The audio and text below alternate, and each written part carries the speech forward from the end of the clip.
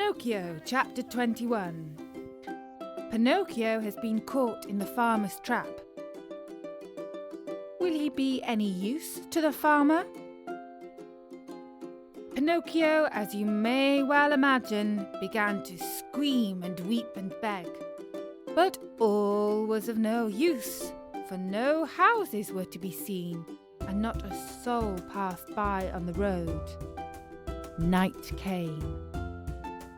A little because of the sharp pain in his legs, a little because of the fright at finding himself alone in the darkness of the field, the Marionette was about to faint when he saw a tiny glowworm flickering by.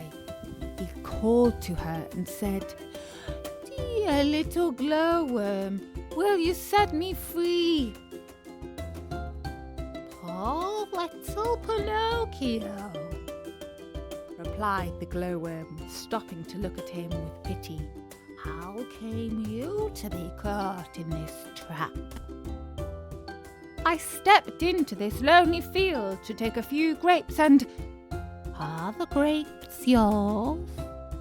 "No." "Who has taught you to take things that do not belong to you?" "I was hungry." "Hunger, my boy, is no reason for taking something which belongs to another." "It's true, it's true," cried Pinocchio in tears. "I won't do it again." Just then the conversation was interrupted by approaching footsteps. It was the owner of the field who was coming on tiptoes to see if, by chance, he had caught the weasels, which had been eating his chickens. Great was his surprise when, on holding up his lantern, he saw that, instead of a weasel, he had caught a boy.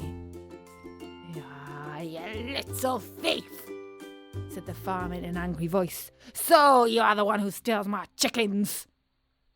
"Not I! No!" cried Pinocchio, sobbing bitterly. "I came here only to take a very few grapes." "He who steals my grapes may very easily steal chickens also. Take my word for it, I'll give you a lesson that you'll remember for a long while." He opened the trap, grabbed the Marionette by the collar, and carried him to the house. He flung him to the ground, put a foot on his neck, and said to him roughly, "It is too late now, and it's time for bed. Tomorrow we'll settle matters. In meantime, since my watchdog died today, you may take his place and guard my hen house." No sooner said than done. He slipped a dog collar around Pinocchio's neck and tightened it so that it would not come off. A long iron chain was tied to the collar. The other end of the chain was nailed to the wall. "If tonight it should happen to rain," said the farmer, "you can sleep in that little doghouse nearby, where you will find plenty of straw for a soft bed. It has been Melampo's bed for 3 years, and it will be good enough for you. And if by any chance any thieves should come, be sure to bark." After this last warning, the farmer went into the house and closed the door and barred it. Poor Pinocchio, huddled close to the doghouse, more dead than alive from cold, hunger, and fright. Now and again he pulled and tugged at the collar, which nearly choked him, and cried out in a weak voice, "I deserve it! Yes, I deserve it!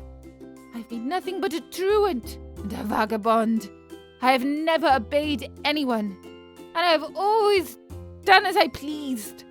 If I were only like so many others, and had studied and worked and stayed with my poor old father, I should not find myself here, now, in this field, in the darkness, taking the place of a farmer's watchdog. Oh, if I could start all over again! But what is to be done can't be undone. I must be patient." After this little sermon to himself, which came from the very depths of his heart, Pinocchio went into the doghouse and fell asleep. And that was Pinocchio, Chapter 21. At last, Pinocchio has seen the error of his ways.